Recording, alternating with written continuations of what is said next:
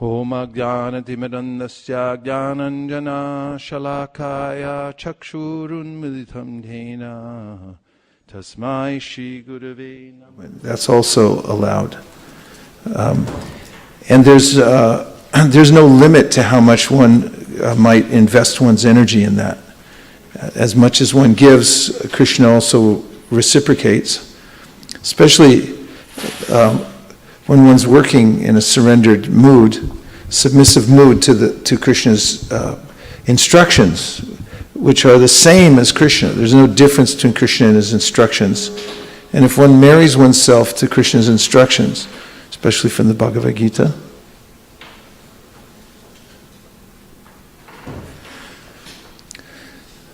then one will always feel the presence of Krishna, especially in using one's senses to carry out those instructions. Sarvapadi vinir muktam tapratvena nirmalam rishikena rishikesha sevanam bhaktir uchite uttama. There's a way in which the senses, Krishna says also in the Bhagavad Gita, kaina manasa budhya kevaler indriyerapi, that the advanced yogis, they use all their senses only for the sake of purification.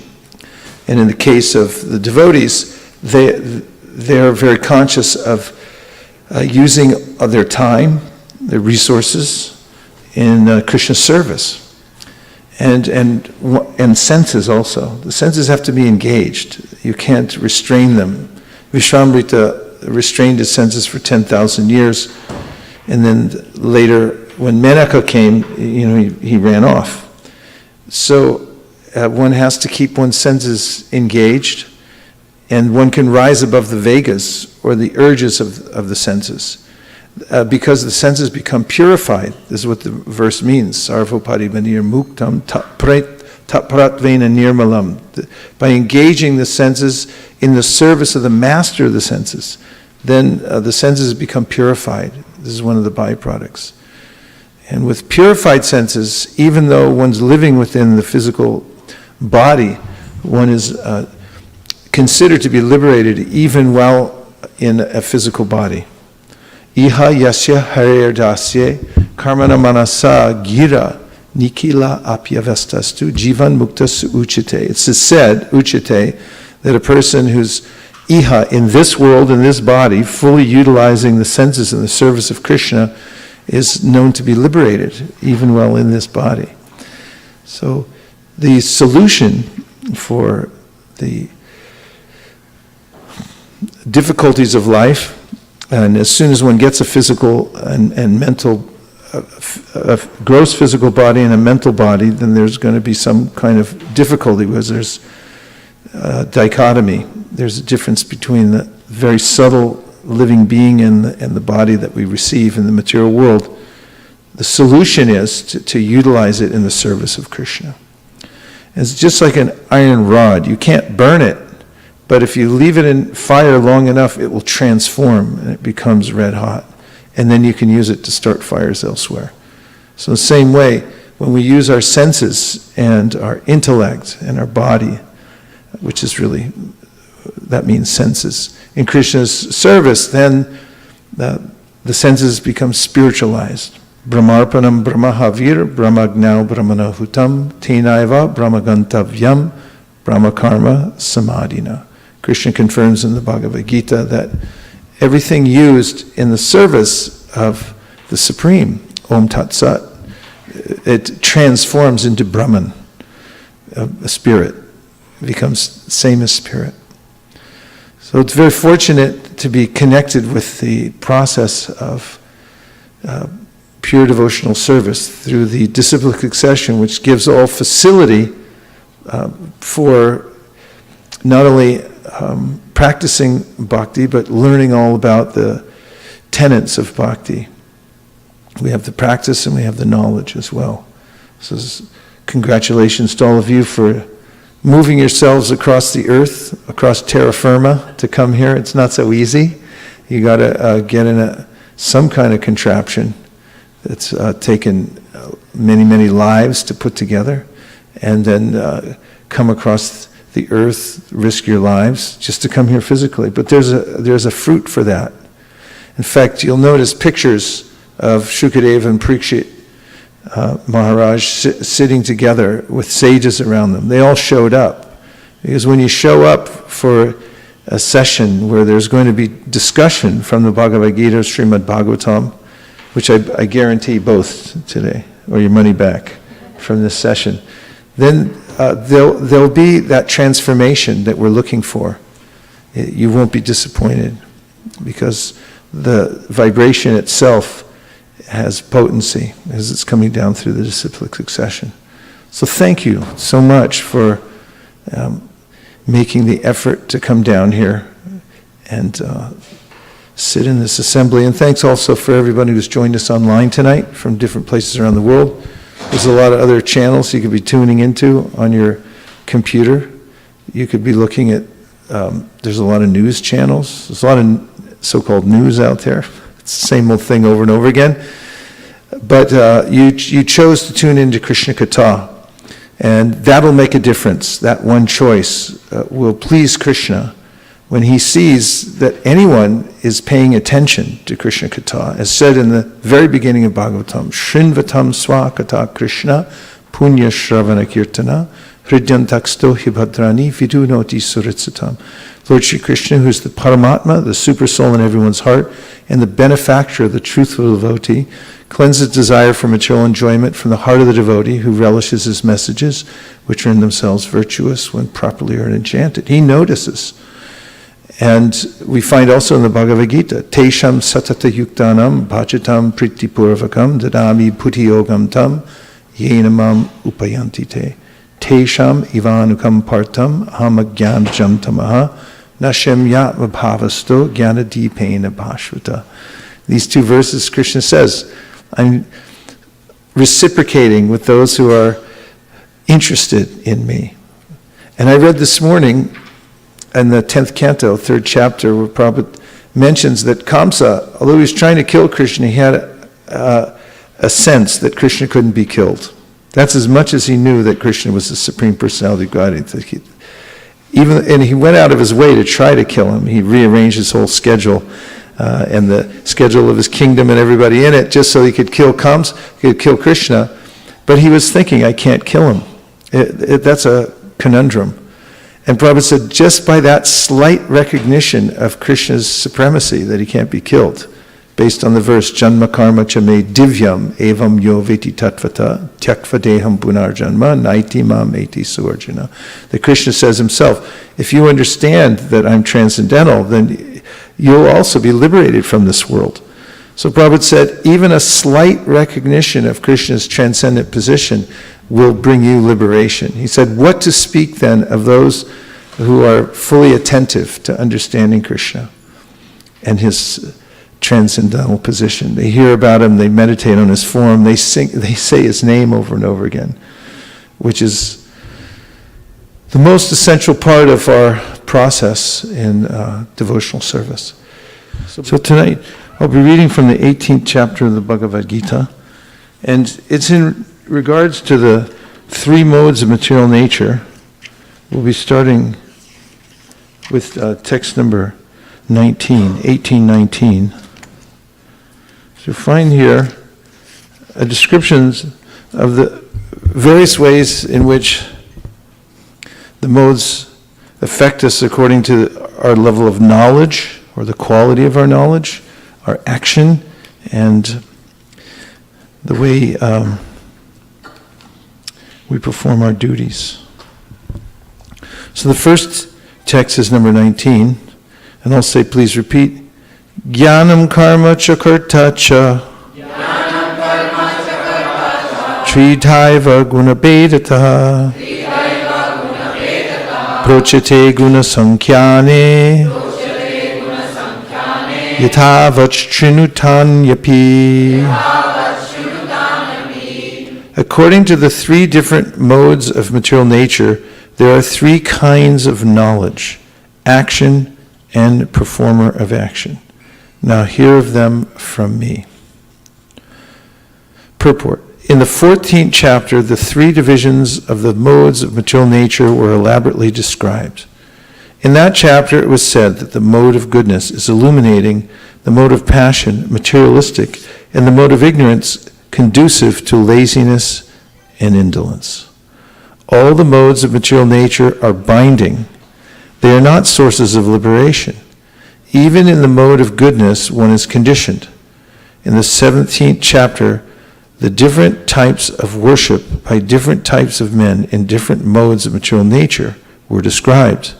In this verse, the Lord says that he wishes to speak about the different types of knowledge, workers, and work itself according to the three material modes. Just tell me three things that you heard there that caught your attention. Yes?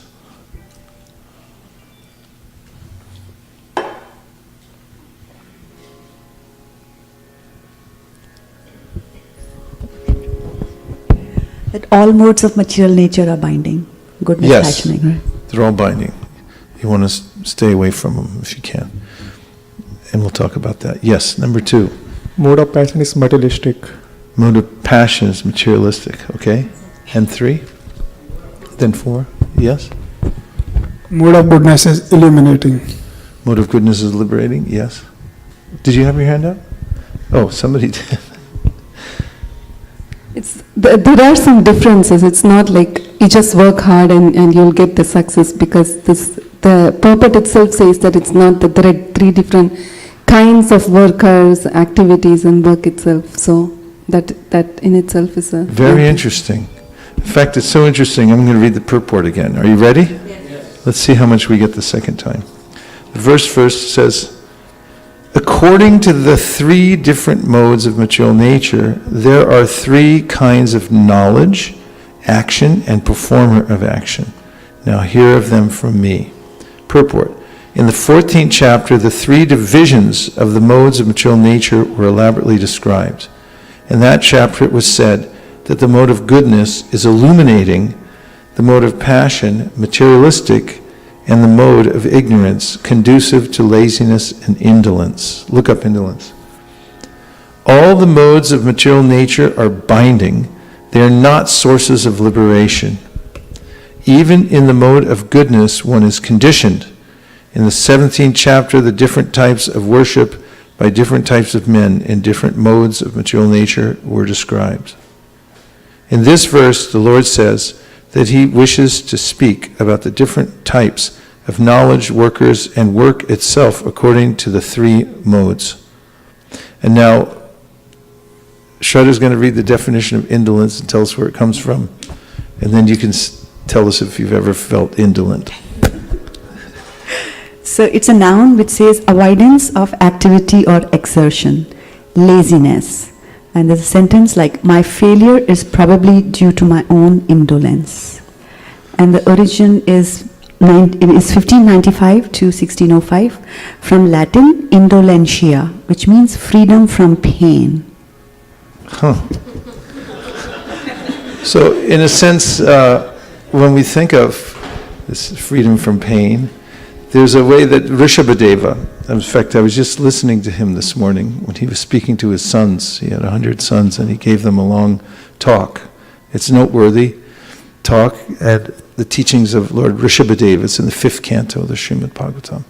And there he says that Nayam deho deha bhajan riloke kashtan kamam arhate vidbhujamye tapo divyam putraka yena sattvam shudyad yasmad brahma saukyam tonantam.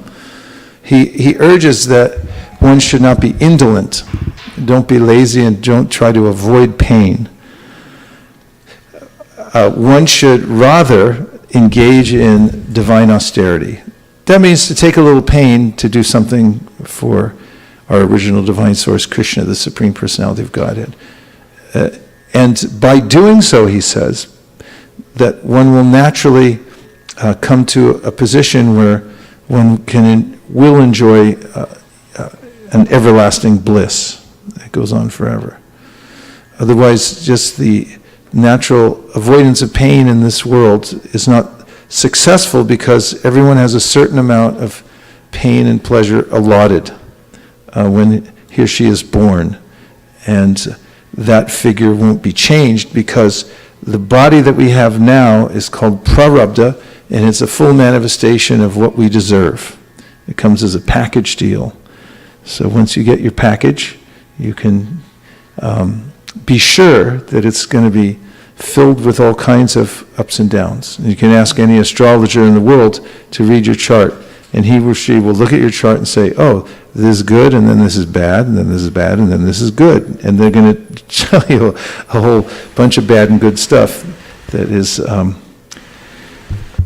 coming your way soon. So the next verse says, this is number 20, Sarva Bhuteshu Yenaikam Sarva Bhuteshu Yenaikam Bhavam Avyagyam Ikshate Avipaktam Vibhakteshu Tadjnanam Viti Sattvikam. That knowledge by which one undivided spiritual nature is seen in all living entities, though they are divided into innumerable forms, you should understand to be in the mode of goodness. Purport. A person who sees one spirit soul in every living being, whether a demigod, human being, animal, bird, beast, aquatic, or plant, possesses knowledge in the mode of goodness. In all living entities, one spirit soul is there, although they have different bodies in terms of their previous work. As described in the 7th chapter, the manifestation of the living force in every body is due to the superior nature of the Supreme Lord. As described in the 7th chapter, the manifestation of the living force in every body is due to the superior nature of the Supreme Lord. Please quote the verse. Yes, who said that? Oh yeah, go ahead, give Satyadev Prabhu the microphone, and please welcome Satyadev Prabhu. Also, he's brought devotees all the way from China. Please welcome all the devotees from China.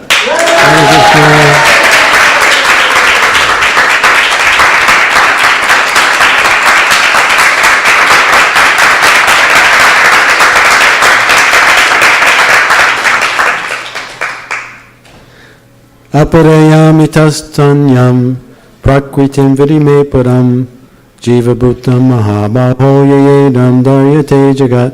That one? That's it. Okay. Can you just... Yeah, Krishna says, in the previous verse he describes the inert, unconscious material nature, which is Bhumarapano vayu kamano bharevacha aham karayiti ame bina prakritirashtara. So he says, besides this inferior material nature, there is a para, a superior spiritual nature, or a spiritual para prakriti, my energy, but it's superior, it's conscious. And these conscious separated beings are struggling with the material nature.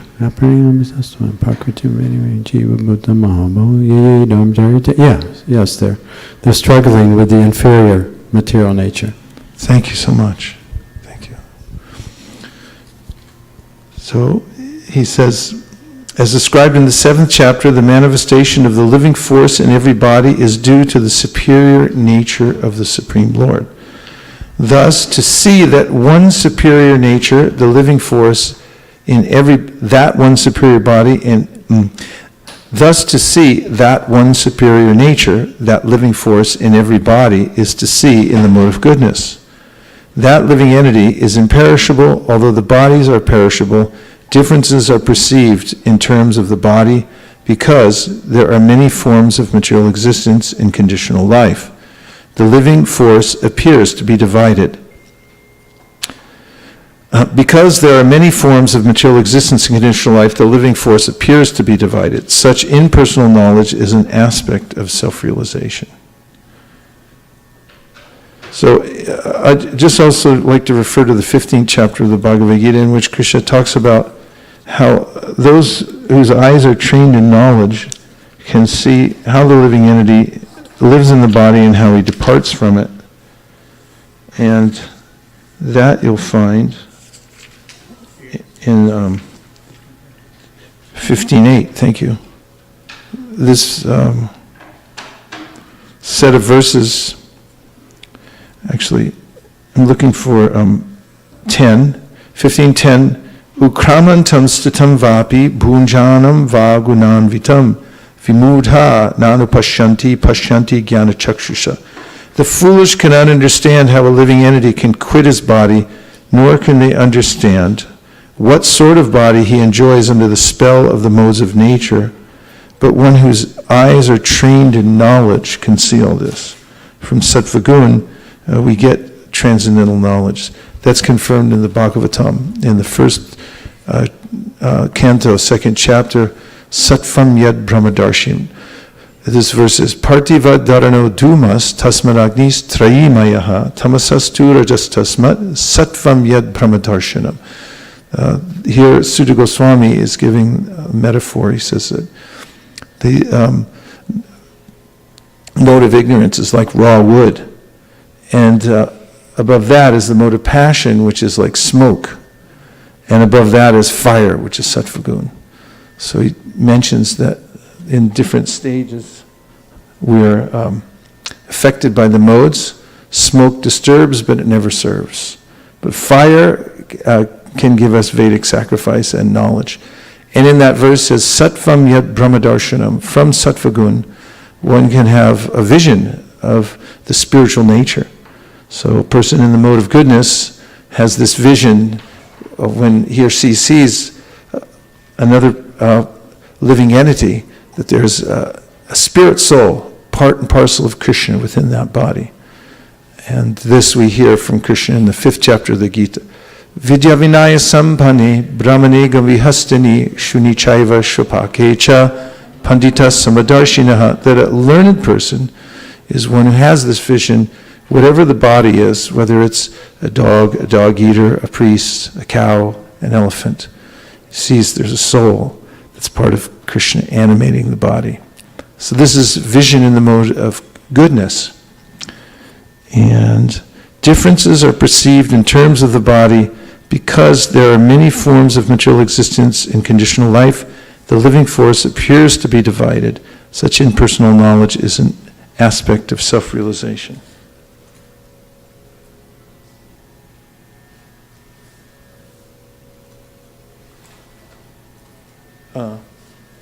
No, because I thought he was sick.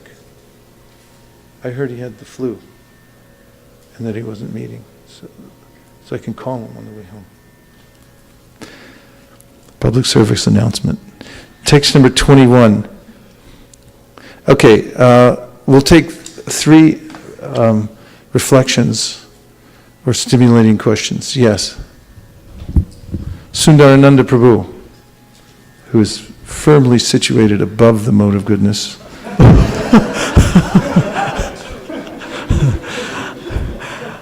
I'll take that as your blessings. So, Prabhu, one point that I recollected was when you were talking about how living entities try to avoid distress.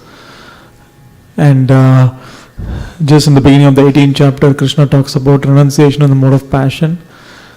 And he talks about how renunciation in the mode of passion is when someone gives up activities because it's troublesome. Then it's actually not renunciation in the mode of goodness, but it's a renunciation in the mode of passion. Yeah, very, very good point. And there's a way that when things don't go my way in my activity, I might just say, I quit. As we used to say, there's an old saying, I take my bat and ball and go home. It's like if you don't like the way the game's going, it's like, it's my bat, my ball, I'm going home. You don't get the result. There's no fruit. And you find that if you do your duty steadily, even though things may not be going your way, then the fruit is there.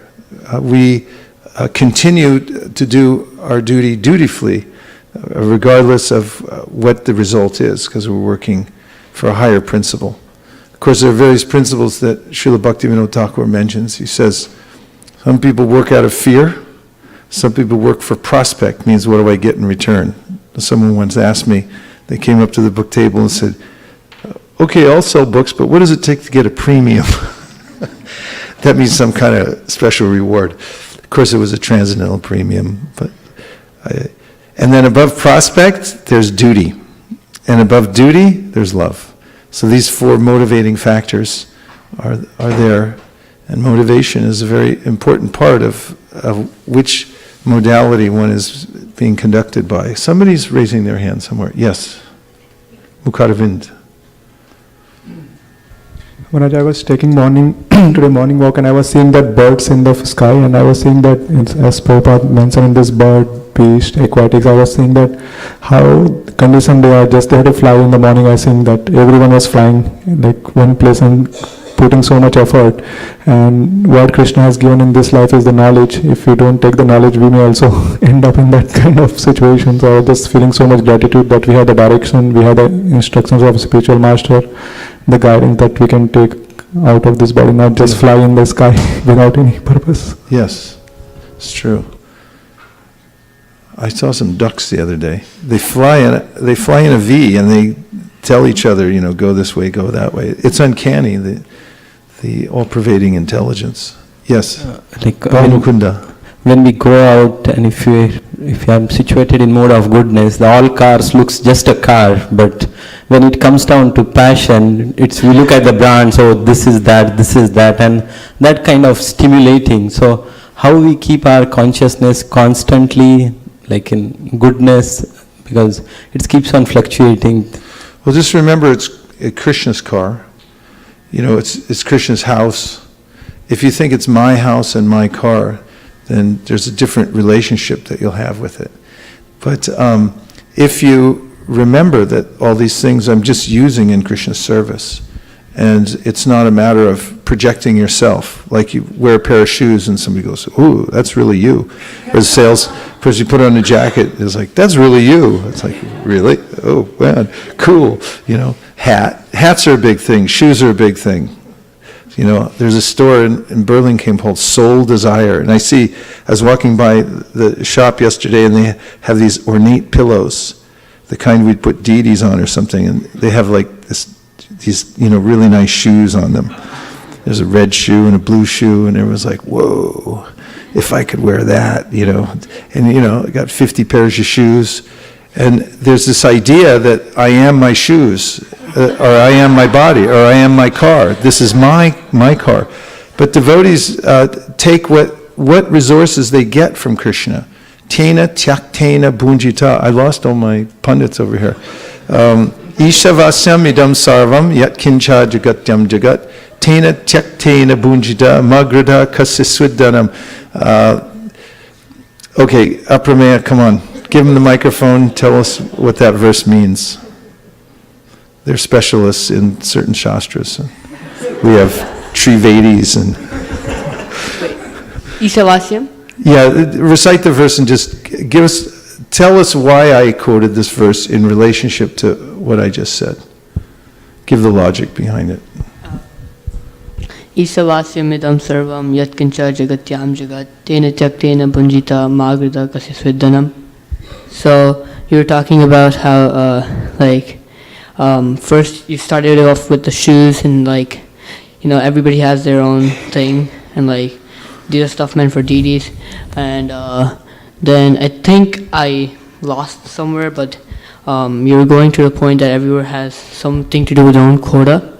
Yeah, tena tyaktena. If you use whatever resources are there with the idea that everything is Krishna's, it's all controlled and owned by him. And then tena tyaktena, whatever's set aside as your quota so you can do your duty, then that's yours. And if you do that, then you'll have a different relationship with everything. Just like, you have a house or apartment. But, you dedicate it to the deity. All Vaishnava Grahastas have deity somewhere in their house, even if it's a simple altar picture. And then, when they open their house, they say, this is not my house, this is Krishna's house. When they come home, they say, Krishna, I'm home, here to serve you. And, when they eat, they don't just eat, they take the food and they offer to Krishna. They say, this is yours, and thank you for the remnants. And so devotees live like that all the time. And in that way, they don't become entangled. Brahman yadaya karmani sangam tyakva karotiya lipitena sapapena padma patram ivambasa. Beautiful metaphor Krishna gives of the lotus flower is in the water but is never touched by water. So he says that one who dedicates everything to the Supreme and thinks that that the result is not mine, that person is never touched by the material world. It's just when I develop ahankara that I'm doing it and this is mine. That's when I have a problem, because it's not really mine. Asango hyayam purusha. I have no real relationship with the material energy at all. But when I claim that I do, then I'm in maya. And then there's a great burden on my head. Bhayam dvitiya abhinibeshata syad ishad apetasya viparyoyo smriti. Havi Yogendra says, when you think in terms of there's something that's God and something that's not God, that's mine and that belongs to him.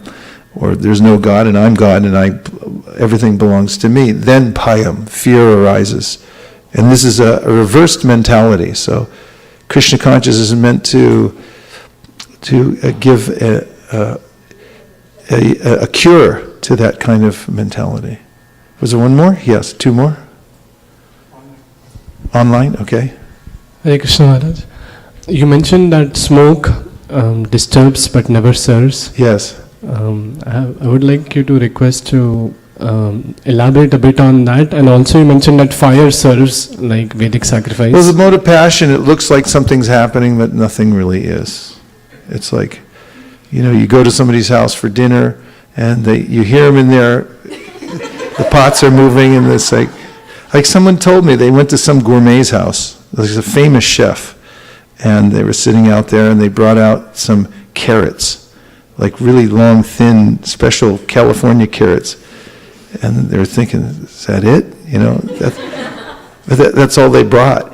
The material nature, in the mode of passion, we're hearing about everything. This is Prahlad Maharaj says, Kutra shisha shuti sukham mrigatrishni rupa. So smoke it's like smoky, illusory, like a mirage. Kutra, he says, where is it? Where's the substance here? It's just smoky. You don't actually get anything. You look like there's some forms there, but they're not something that I can meditate on, nothing that will give me satisfaction. So he says it's you hear about it, but you never actually get it. This is the mode of passion. A lot of promise, no delivery. Always you get one place, and then there's somewhere else to go.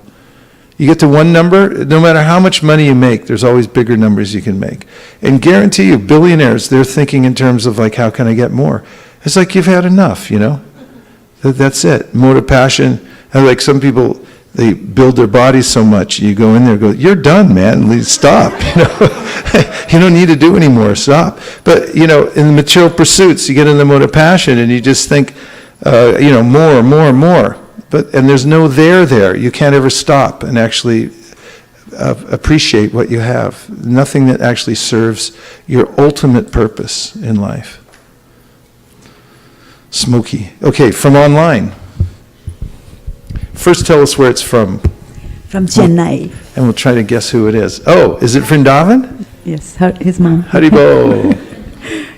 Everyone say Haribol to Vrindavan. Haribol! It's just not the same here anymore without Vrindavan and Vrajan. That's true. Hare Krishna, dear Vaisesika Prabhu, please accept our humble obeisances. Hare Krishna. All glories to Srila Prabhupada. Thank you for a wonderful lecture. I really like what you said about not quitting. The temptation to quit is huge, but with Krishna by our side, nothing is impossible. I'm beginning to feel that now. The only thing that can motivate us in our life is changing prayers to the Lord. Thank you very much. Mom, Vrindavan and Vraja, checking from Chennai. Haribol. We feel much better now hearing from you. Thank you. Okay, so the next verse is number 21. And this says, Pratatvena tu yajnanam nanabhavam pratagvidan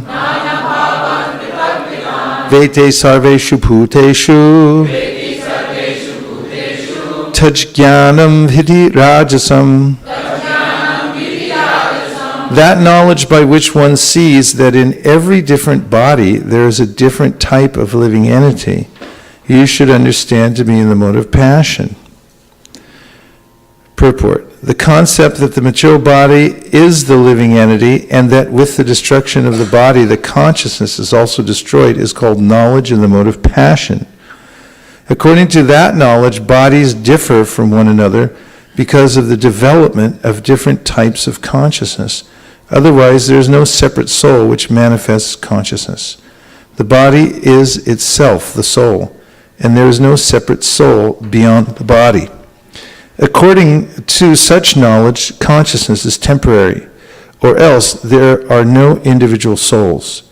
But there is an all-pervading soul which is full of knowledge, and this body is a manifestation of temporary ignorance. Or beyond this body, there is no special individual or supreme soul. All such conceptions are considered products of the mode of passion. Few things you heard? Want to hear it again? Yeah? Okay. That knowledge by which one sees that in every different body there's a different type of living entity, you should understand to be in the mode of passion. Purport. The concept that the material body is the living entity and that with the destruction of the body, the consciousness is also destroyed is called knowledge in the mode of passion. And this is mentioned in the Srimad Bhagavatam when Brahma creates the universe. He institutes various kinds of avidya. And one of those is the fear of death and thinking that when I die, then I'm finished and everything is dismantled and there's nothing left. It's just darkness. This is knowledge in the mode of passion. No understanding. And this is mentioned, vimuda nanupashyanti, from earlier in the, as I mentioned, in the 15th chapter of the Gita, where Krishna is talking about how a soul leaves the present body, goes to the next body. Remember, he said, ukramantam stitam vapi bhunjanam va gunanvitam vimudha nanupashyanti, means a person who's ignorant can't see what's happening. Mode of passion. Just thinks that, they just died. Now, Satyadev Prabhu, would you mind sharing with us? He's seen a lot of people die. He's a paramedic for 20 years, and when we had our Thursday and Friday night programs at my house, he used to come from the ambulance and tell us all kinds of stories about how people were attached to a particular body and not able to distinguish between the living force in the body or the living force that just left the body. They thought people were the body. Color commentary, please go ahead. Wow. Well, let's see what kind of flashbacks come in. Well, of course, I saw, so many different people at the time of death, but maybe one of the recurring themes was how unprepared people were for that very moment, even though they knew it was coming. When that moment actually comes, they have to admit, wow, this is it. And at that point, what I often noticed was that people, it was only at that moment that they wondered what their life was about and what, what it was all meant to be. During their whole life, they didn't think about it and they didn't prepare for it. And that was a common theme. And of course, I saw lots of people that were terrified. They knew they were dying. And of course, the body is in a lot of pain and a lot of distress. Most people aren't conscious, but if those few that are conscious, they're usually short of breath, and they're having difficulty breathing. It doesn't matter if you have cancer or you have some sort of heart problem or infection. Eventually, you come down to one last breath. You start with the first breath, and you end with the last breath. So people were often afraid, but those who had some sort of religious practice during their life and had come to terms, or they were aware of their eternality, those persons were very peaceful. and they weren't distressed. My son, my best friend, his father, when he was dying of lung cancer, and he was in the hospital, Bob, and he was surrounded by his family. He was lucky enough to be surrounded by his family. Most people die alone in their home or in the hospital or on the street. But he was surrounded by his oldest son and his middle son and his daughter. And he said to his youngest son, he was a teamster, truck driver his whole life, and worked hard. And he looked at his oldest son and he goes, I know I'm dying now, and I don't know what the purpose of my life was. And so he asked his son, what did it all mean? Like, can you give me some direction here?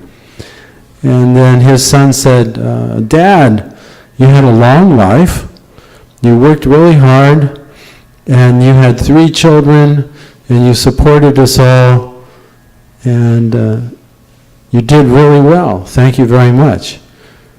And then he looked at his son with kind of a perplexed and dissatisfied look, saying, that's fine for you to say, you're alive, but I'm dying. And basically what he was upset about was the fact that he didn't know what his life was about. So those are the people that, are conscious and know that they're dying, but that's very few. For most people, it's they're either unconscious or there's some sudden traumatic event. One that sticks out in my mind, should I go on? Should I continue? I'm kind of interested in this. All right. I saw so much birth and death. Not too many things impressed me, but there was one of the memories I have was, San Francisco is a place where a lot of people come on their honeymoon.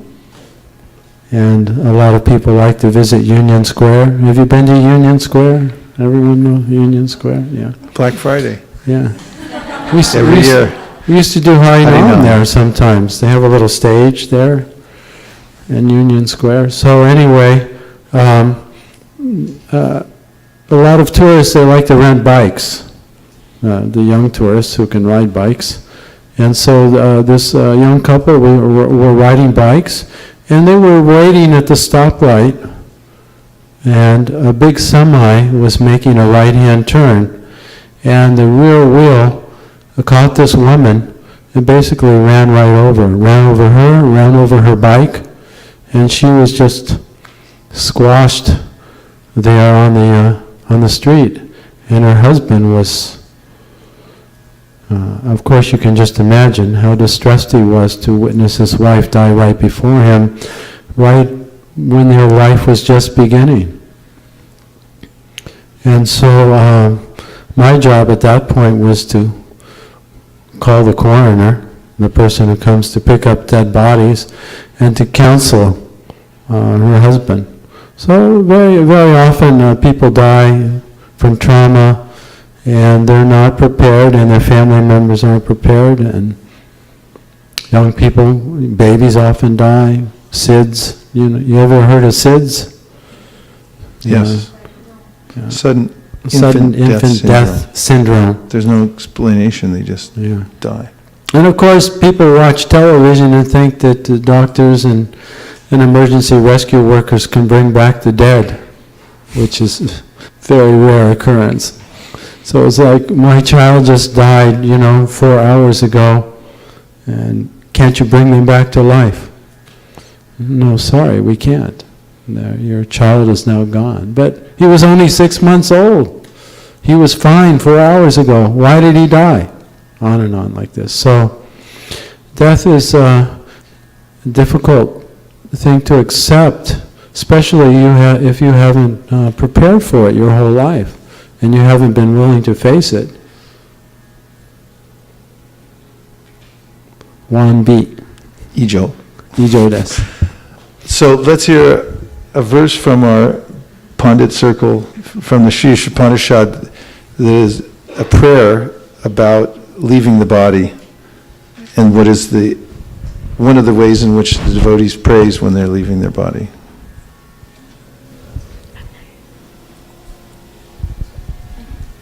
Call a friend. Okay, go ahead. Agninaya Supatiraya Asman Vishwani Deva Vainani Vidvan Yodi Asma Juharanamena Bhuyishtam Nama Uktim Videna. Meaning?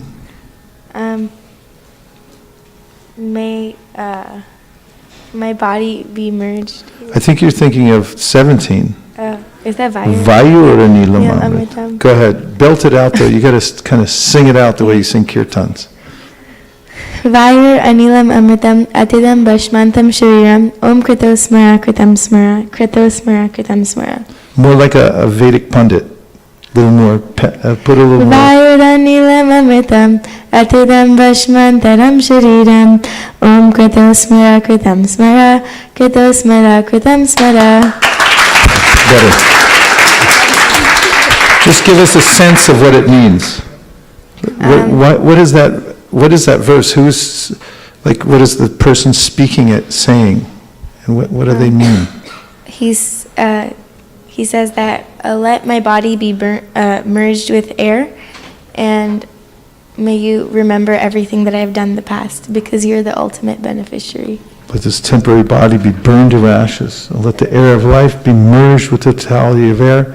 Now, my Lord, please remember all my sacrifices, and because you're the ultimate beneficiary, please remember all that I've done for you. So there's a way that the devotee is thinking about how he or she used his or her whole life for the purpose of this moment, leaving the body. Ante Narayana Smriti, leaving the body. This requires a cultivation. This also comes up in the 8th chapter of the Bhagavad Gita. Somebody tell me which verse I have in my mind right now for 5 points. Come on, Shori. Priyana kale manasachalena bhaktya yukto yoga balena chaiva bruvor madhye pranamavesha samyak satam param purusham upaiti divyam. Meaning, in context with what we're talking about, what are the key words? So, prayana kale, when one is leaving the body, manasachalena means the mind becomes disturbed. Bhaktya yukto yoga balena, through the power of yoga balena chaiva, bruvor madhye pranamavesha samyak. I need help with the rest of it. One should fix the life air between one's eyebrows, and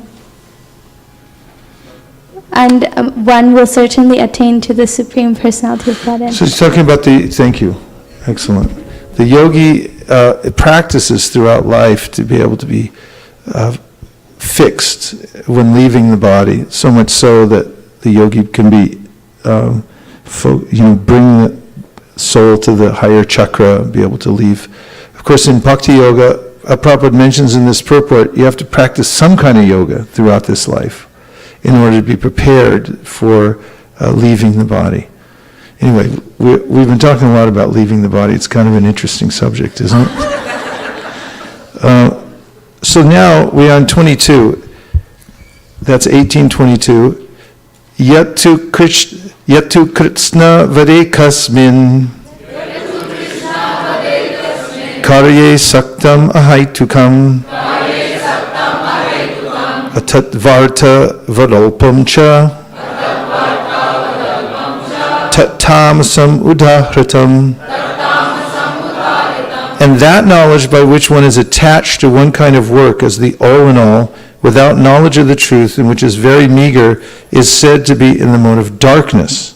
Purport, the quote-unquote knowledge of the common man is always in the mode of darkness or ignorance, because every living entity in conditional life is born into the mode of ignorance. One who does not develop knowledge through the authorities or scriptural injunctions has knowledge that is limited to the body. He is not concerned about acting in terms of the directions of Scripture. For him, God is money, and knowledge means the satisfaction of bodily demands. Such knowledge has no connection with the absolute truth. It is more or less like the knowledge of the ordinary animals, the knowledge of eating, sleeping, defending, and mating. Such knowledge is described here as the product of the mode of darkness. In other words, knowledge concerning the spirit soul beyond the body is called knowledge in the mode of goodness. Knowledge producing many theories and doctrines by dint of mundane logic and mental speculation is the product of the mode of passion, and knowledge concerned only with keeping the body comfortable is said to be in the mode of ignorance.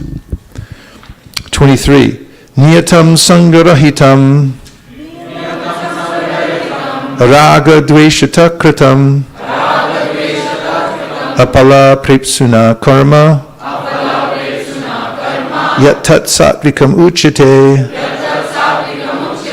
That action which is regulated and which is performed without attachment, without hatred, love or hatred, and without desire for fruit of results is said to be in the mode of goodness. Purport: regulated occupational duties as prescribed in the scriptures in terms of the different orders and divisions of society, performed without attachment or proprietary rights, and therefore without any love or hatred, and performed in Krishna consciousness for the satisfaction of the Supreme, without self-satisfaction or self-gratification, are called actions in the mode of goodness. 24. Yattu kamipsuna karma. Yattu kamipsuna karma. Sahankarena vapuna. Kriyate bahulayasam. Tatrajasam udaratam.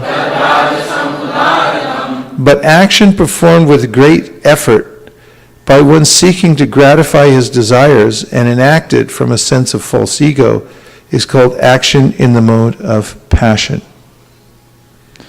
25. Anupandam shayam hingsam anapeksha cha paurusham mohad arabhyate karma yat tamasam uchate. That action performed in illusion, in disregard of scriptural injunctions, and without concern for future bondage or for violence or distress caused to others is said to be in the mode of ignorance. Purport: one has to give account of one's actions to the state or to the agents of the Supreme Lord, called the Yamadutas. Irresponsible work is destructive because it destroys the regulative principles of scriptural injunction.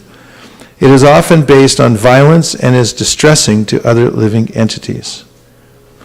Such irresponsible work is carried out in the light of one's personal experience. This is called illusion, and all such illusory work is a product of the mode of ignorance. 26. Mukta sango naham vadi Drityutsaha samanvita Siddhya siddhyor nirvikara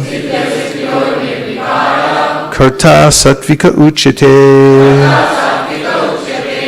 One who performs his duty without association with the modes of material nature, without false ego, with great determination and enthusiasm, and without wavering in success or failure, is said to be a worker in the mode of goodness.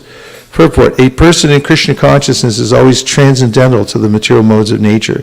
He has no expectations for the result of the work entrusted to him because he is above a false ego and pride.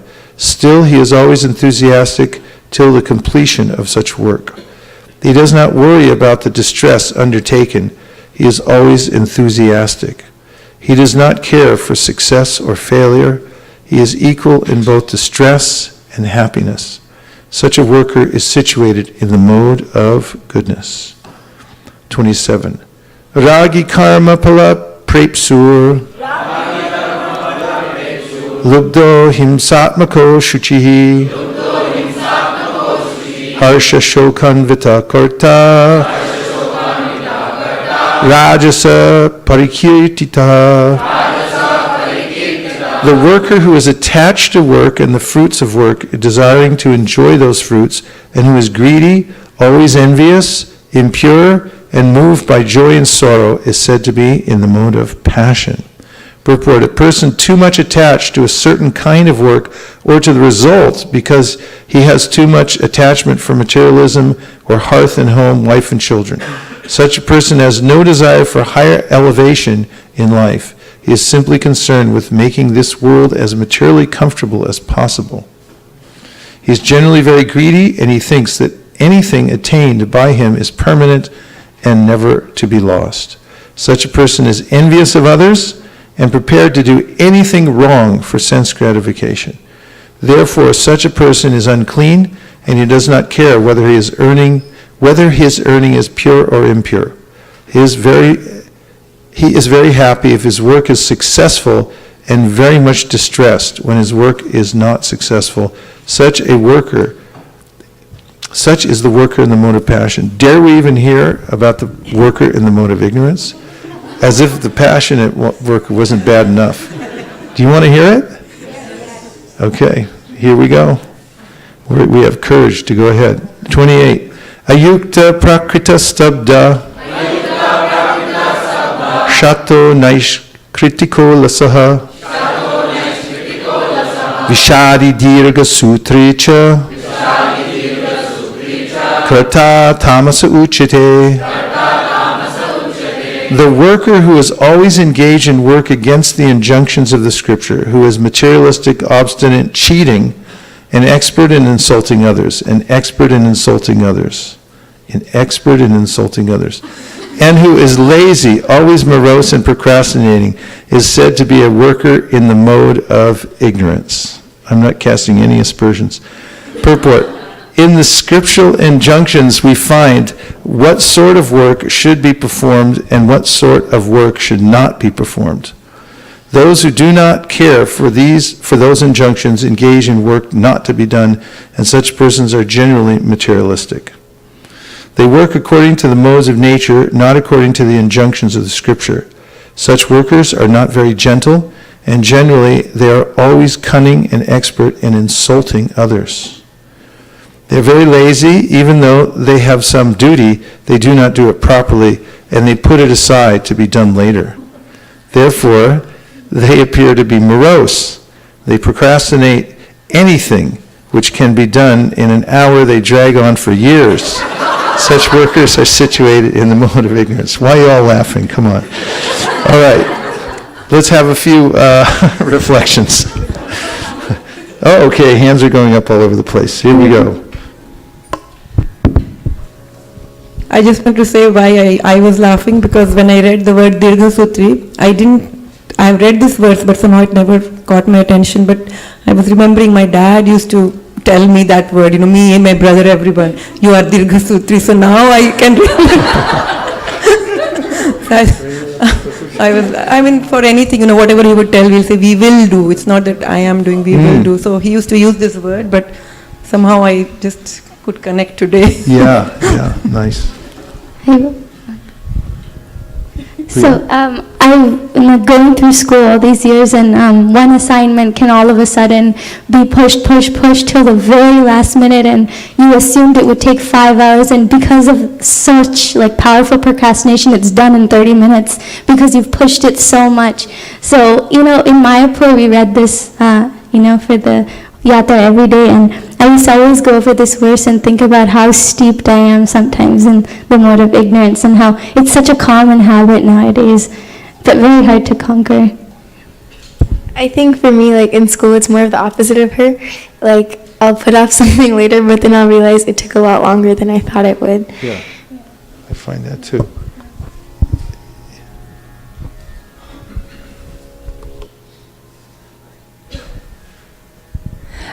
I was just thinking how even though people see that it just takes 1 hour, but it's just that, as you said in the other class, the mind wants to do anything just but that.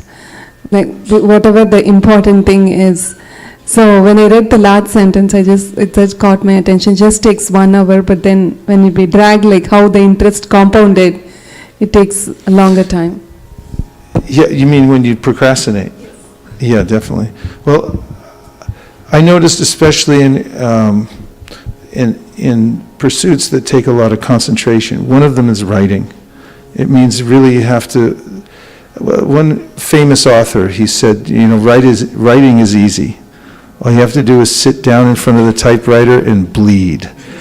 And when I was writing my book, I used to go to the library to procrastinate, and I'd read books about how to write a book. And one of them was an Australian guy. He said, "Put glue in your seat and go back." But another one I read was a book called The War of Art. You've heard of the art of war. This is called The War of Art. And he had this proposition about how there's a force in the universe called resistance, which he spells with a capital R. He said it's so strong that every time we sit down to concentrate, and the mind pulls us far away. He pointed out that Hitler was an artist, but in order to procrastinate from doing his art, he became a tyrant and started all kinds of wars.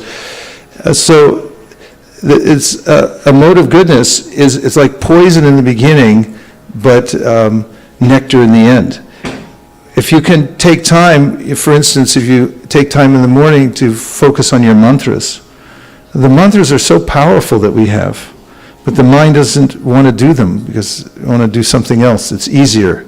It just carries the mind away. But if you can break into the mantra, somehow you can regulate yourself, just like you regulate a horse, and you train it one way or the other to become regulated and listen to the mantra carefully and focus the mind, then you come into the nectar of life where you actually feel satisfaction. So this mode of ignorance never allows us to taste any happiness. It's actually misery, because when you procrastinate on something, you're always thinking, I wish I should have done that. I should be doing that now. Even if you're doing something else, you can't enjoy it. Because you'll be sitting there like comatose, trying to eat your troubles away or whatever you do to procrastinate, and then you're thinking, I should be doing this other thing. So it's very difficult. Anything else? Yes. And we'd like to welcome Raghu. He came all the way from Hawaii over here, and he's one of Prabhupada's youngest disciples, if not the. And please welcome him to ISV.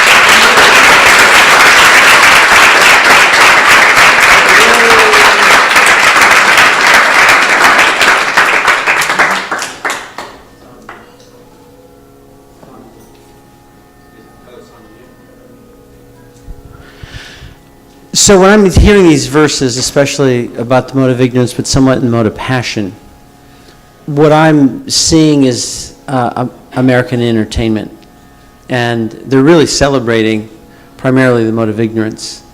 And that has become people's sadhana. This is what they engage themselves with at the end of a long day, and they sit down and they're celebrating the mode of ignorance. And what's interesting about that is that one act of goodness can overtake so many hours of programming of the mode of ignorance, one Bhagavad Gita class. Not that there should be a balance to the mode of ignorance, 10 hours of TV for 1 hour of Bhagavad, but anyway, that was what I was seeing. Just as a side note, I'd taken a little course called the Infrastructure of Learning. And a number of what people are saying here about procrastinating and learning is the mind needs time to digest. And that's the reason why somebody can postpone, and then do it in half an hour instead of 5 hours, because the brain is actually processing. And sadhana, or anything of the mind, is part of that process. So if you're finding a hard time processing, doing mantras and chanting and things of that nature actually help. Thank you. Yeah, very important. And also, just that in regard to doing mantras, remembering that these are non-different. It's the Maha Mantra and the other mantras that we've been given are non-different from Krishna. And then any of our progress in life and any of our abilities to not procrastinate or to rise above the modes of material nature really comes from the power of the mantra, not from our own power. And however, when we're able to motivate ourselves by getting good association and hearing, for instance, tonight we're hearing about the various ways that the modes very specifically affect us in the world, in practical ways, aren't we? And this makes us very much aware, doesn't it? Of what's going on. So we're able to make better informed decisions as we move through our life. For instance, tomorrow, the mode of ignorance might sneak up and visit you and say, "Hi, over here, hi." And you go, "I know who you are. I just heard about you last night." And all the devotees laughed at you, and I'm not going to go there with you. And through hearing Bhagavad Gita, and then by deciding that I'll take the mantra rather than some mode of ignorance activity, celebrating the mode of ignorance, like Raghunath Prabhu said, then one becomes strengthened.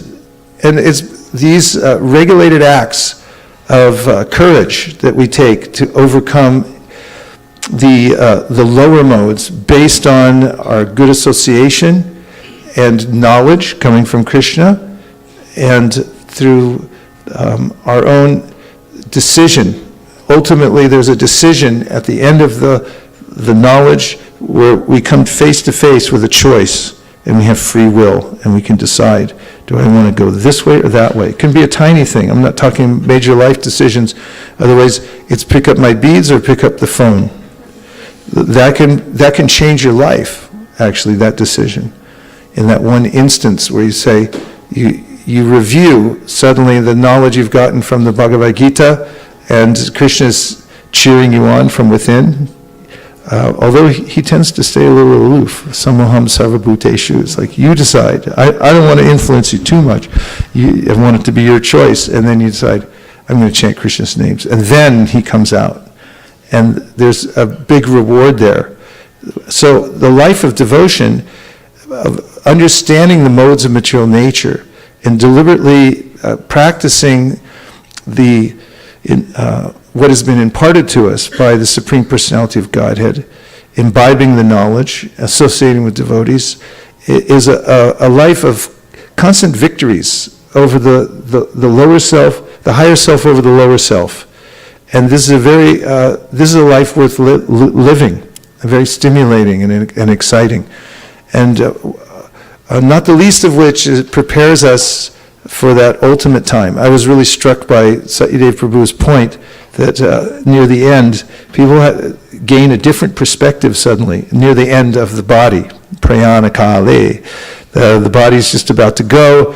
And from the little experience I've had, the living entity, no matter what context they were in before, what conception of life they had before, they start to realize the kind of, they come back to this type of perspective they have perhaps when they were in the womb, and they're thinking like, how did I get into this in the first place? And then after a life of forgetfulness, at the very end, there's this conception that, oh, here we go again. So much better to take in Krishna's instructions constantly throughout this life and constantly prepare oneself. Yes, Satyadev Prabhu. Here comes the mic. Share one more thing. More positive. He wants to balance out all this death kata. I egged you on, so there's no... I got a letter yesterday, an inspiring letter, from a devotee in Japan. Actually, she's not Japanese, she's Indian, but she's been living there with her husband for a few years, doesn't speak the language, and recently has come to Krishna consciousness, and she's chanting every day and reading Bhagavad Gita. And then suddenly her husband was very ill and had severe cough to the point where he became unconscious. And she had to call the ambulance, and of course she couldn't speak Japanese or communicate, and so they brought him to the hospital. And in Japan they don't tell you so much like they do here in the West, where they explain everything that's going on. Basically, they sent him back home. And then the same thing happened again. He started coughing again, he became unconscious, and she said she just became hysteric. And she had all the signs of distress, right? She was crying, she was shivering, she was in a mind spin. And then in the middle of that, suddenly she began to remember Krishna's instructions. It just came to her. And she began chanting. She felt peaceful. She felt protected by Krishna. That ultimately she was starting to understand, because she was being tested, and we're all going to be tested. I guess what I wanted to say is, we don't know how prepared we are until we're tested. And even though she's a relative beginner in Krishna consciousness, and when the test came, when such a test came to her, the mantra and the teaching really had an effect upon her. And she says, even though she was in so much distress, she slept peacefully that night. And then actually her japa has been very much more concentrated now since this test. I think her husband's okay. But if you don't know what's going on and someone becomes unconscious and they look like they're dying, even if they're not dying, it's distressing. So anyway, I just wanted to share that with you, that even for a beginner, when the rubber hits the road, you'd be surprised how much our practice in Krishna consciousness will be there to support us. Thank you so much, Satyadev Prabhu. That really helped. We have to move on. Okay, one last quick point.